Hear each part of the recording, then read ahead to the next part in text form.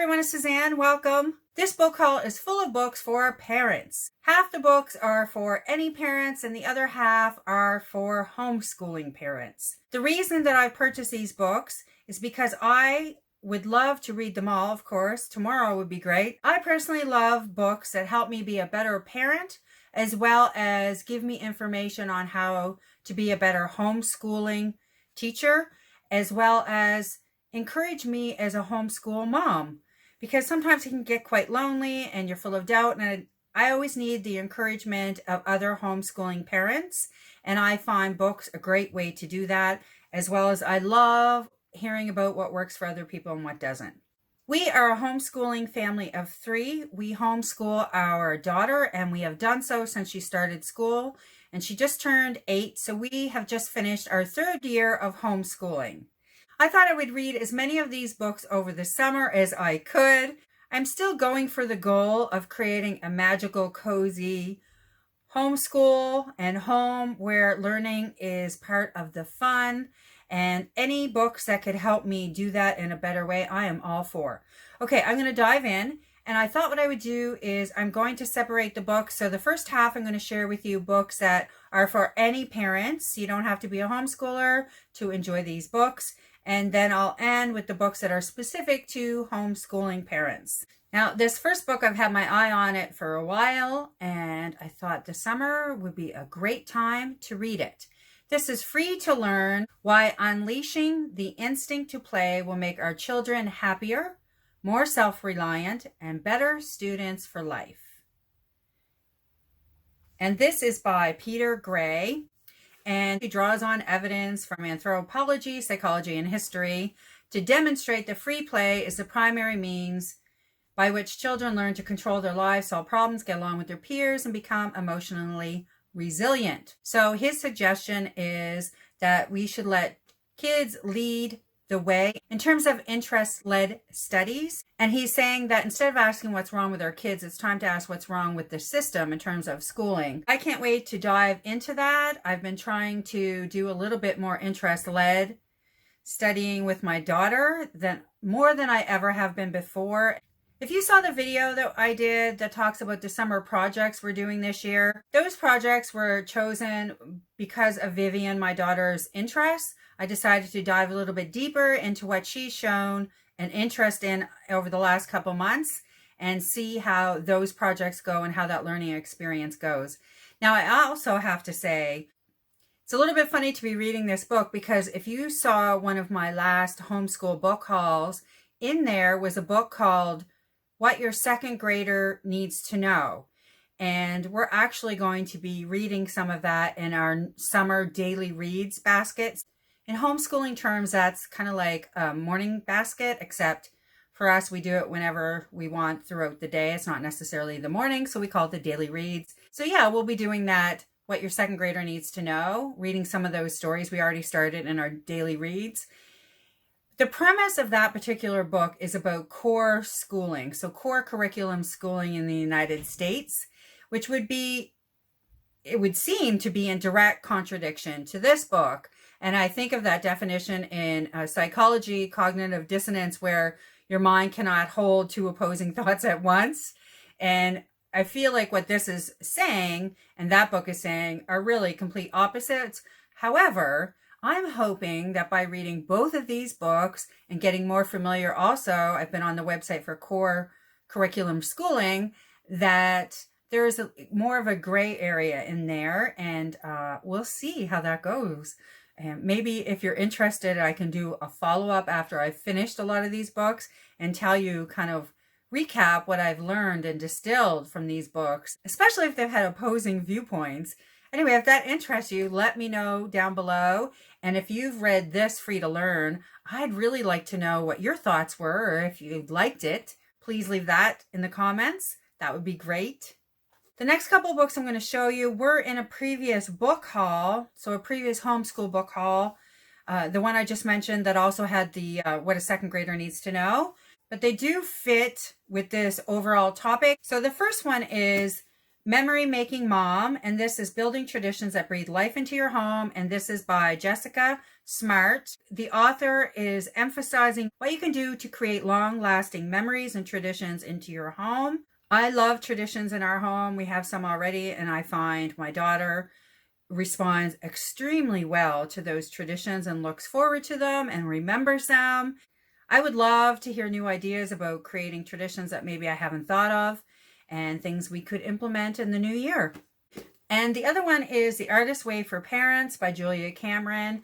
I'm really curious to dive into this one, and I keep thinking about adding this to my morning reads, and I just figured out what my morning reads are going to be for the summer, and this one didn't make the cut, not because I don't want it to be there, but because I don't have enough time. However, I am going to keep it close by at hand, because if I finish one of the books in my morning reads, this is the one I'm going to put in the basket in place of that book. So I am hoping that I can finish one of the other books you'll see in that video for my morning reads. I love the idea of bringing more passion and art and creativity into your home and our home on a daily basis.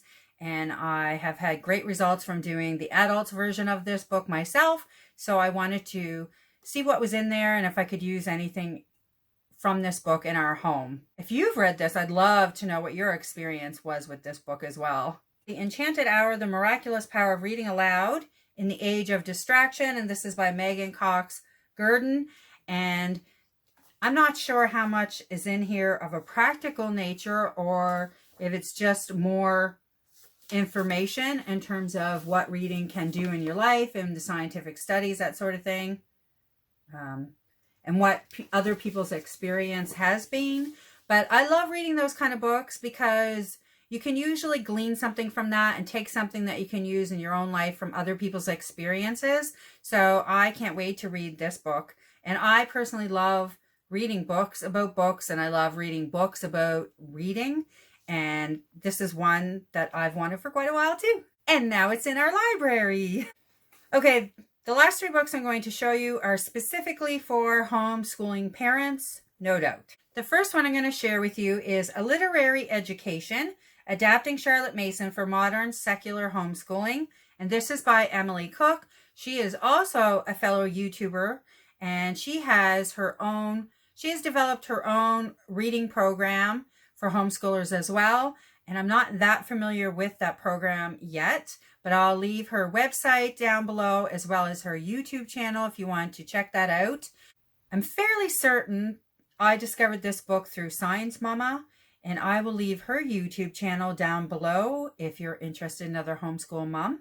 In this book, the author Emily is talking about using Charlotte Mason. So if you're a homeschooler, you're familiar with the Charlotte Mason school of thought. And what Emily Cook has done is she's taken those concepts into a modern day homeschool. Yeah, so it says, Emily shares how she's taking the major tenets of Charlotte Mason's homeschool philosophy and brought them into the modern age. You'll read about how to choose living books, why and how to read aloud, how to inspire creativity in your children, and how to study nature in the 21st century. This really appealed to me because I, like other homeschoolers, have been drawn to some of the Charlotte Mason's philosophies, but there's always been this final disconnect for me. So I'm hoping that Emily Cook can help me to bridge that gap.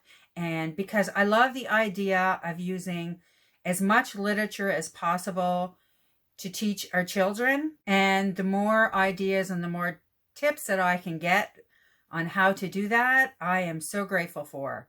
I can't wait. I've actually already started this, and I love her writing style, and I find it very straightforward. And I never want to put it down once I start reading it. And I have to say I'm relieved because I didn't notice this was basically self-published. Now it says Build Your Library Press, but that is her press, which is fantastic. However, I've had some negative experience with self-published books in the past in terms of editing specifically. They've been really hard to read, but this is amazing. And I highly recommend this already, and I can't wait to finish it and see what else I can glean from it The Unhurried Homeschooler, a simple, mercifully short book on homeschooling. And this is by Durenda Wilson.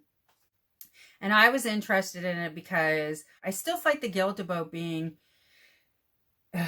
about thinking I should be able to do more, those sort of things on a daily basis. Am I doing enough? And really, at this point, after 3 years, I want to relax into our daily life and to have our schooling feel even more a part of our family life, that sort of thing. So anybody that has tips on that, or even just reading about somebody else doing that on a daily basis, I find encourages me to slow down and to go back to the practices that I know work for me and the philosophies that I know work for me. I definitely think that a woman who has homeschooled for 20 years and raised 8 children has lots to offer, and I can probably learn a lot from her. One thing I will say is I didn't pay much attention to is the fact that she is definitely Christian.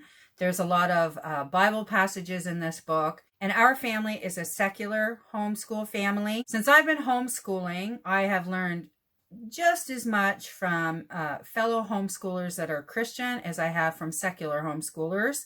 So I'm usually of the philosophy, take what you like and leave the rest. However, sometimes that is easier to do than others. It depends what the presentation is, what the context is, and how much reference and value is wrapped up in Christian beliefs, that sort of thing. This is very much a book for Christian homeschoolers. I'm still going to read it since I purchased it and see what what amazing tidbits I can glean from this book. However, I know I will never read it more than once, and I would not necessarily recommend this book for secular homeschoolers. And she's not writing for me, so she's quite okay with me saying that, I'm sure. Okay, I'm moving on to the next book, which is actually by a Christian homeschool mom as well. And this is Awaking Wonder, Opening Your Child's Heart to the Beauty of Learning. And this is by Sally Clarkson. And I did know for sure that that the author Sally Clarkson is Christian. I actually purchased this on audio and was listening to this book on audio, and I've listened to some of her other books on audio as well, and I absolutely love her. I find her writing is very accessible for Christians as well as secular homeschoolers. I will put a note in there, though, that might not work for everybody, because a lot of the author's Christian beliefs are definitely intertwined into how she's living her life on a daily basis, what she's taught her kids over the year, how she sees the world is very much influenced by her Christian background, and she does quote scripture in here as well. I find the presentation, though, I feel really amazing when I read her books. Some part of me feels calm inside, and I get really excited about the possibilities of creating a magical homeschool and childhood, and just well as home. I always feel that it's possible to create a loving, magical home life and homeschool for my daughter when I read Sally's book. It's like going to visit one of your favorite aunts. You always feel so good about yourself and your life and the possibilities of your life going forward. Those are the feelings that I get from Sally Clarkson, and I always want more. And like I said, I was listening to this on audio, and I might continue to listen to some of it on audiobook as well as read some of it, but I knew I had to have the hard copy because my hands were itching to highlight. I couldn't wait. If you are interested in this and you do come from a secular home, what I would suggest is that you read some of the samples that are available online. I'm pretty sure Amazon probably has like the sample pages you can look inside the book, and to give it a little bit of a read to make that decision for yourself. I have ordered 2 more parenting books and homeschool books that should probably be here in the next week or 2. However, I didn't want to wait to make this video because I certainly have more than enough to keep myself busy with here. And if you're interested in a parenting book, I'm sure there's 1 or 2 that you could grab from this pile. And if there's any that you particularly love as a parent or as a homeschooler, definitely leave them in the comments below. I love suggestions, And I love sharing resources as a homeschooler and a parent. So if you like this video, make sure to hit like and subscribe to see future videos like this. And I will see you with another bookish video soon.